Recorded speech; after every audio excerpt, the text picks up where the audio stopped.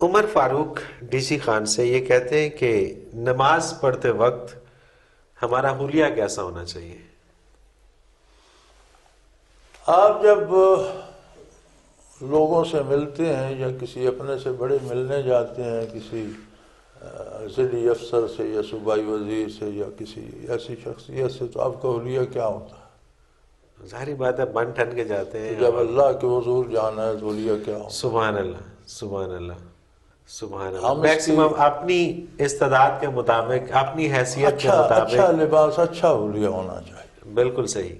کیونکہ آپ اللہ کے حضور پیش ہونے جا رہے ہیں. سبحان اللہ. اویلیبل ریسورسز میں جو بھی بہتر آپ کر سکتے ہیں وہ کر کے. تو پھر میں پڑھ رہا تھا سوانح امیر تیمور کی،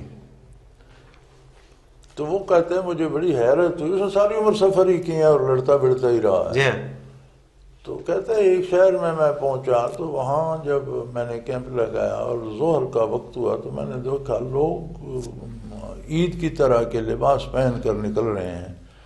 تو میں بھی نکلا، کہ اس کی بھی عادت تھی نماز مسجد میں جا کے پڑھتا تھا، تو میں بھی نکلا نماز کے لیے. تو میں نے عام لوگوں کو دیکھا، بڑے وہ تو بن ٹھن کے آتے. میں نے کہا یہ کیا ہے؟ تو انہوں نے کہا نماز پڑھنے جا رہے ہیں.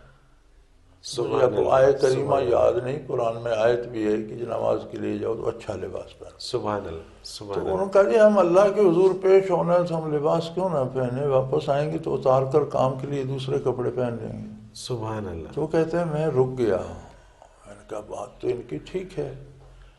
تو میں واپس آ کے پھر میں نے کپڑے بدلے اور اچھا اپنی طرف سے جو درباری لباس تھا وہ پہن کر نماز کے لیے گیا. اور پھر وہ کہتے کہ میں نے پھر مسجد تیار کروائی لکڑی کی، اور کھل جاتی تھی، جڑ جاتی تھی. پھر میں جہاں میرا کیمپ ہوتا تھا وہ مسجد جوڑ دیتے تھے اور اسی میں با جماعت خوش لباسی سے ہم نماز پڑھا کرتے. سبحان اللہ، سبحان اللہ، سبحان اللہ.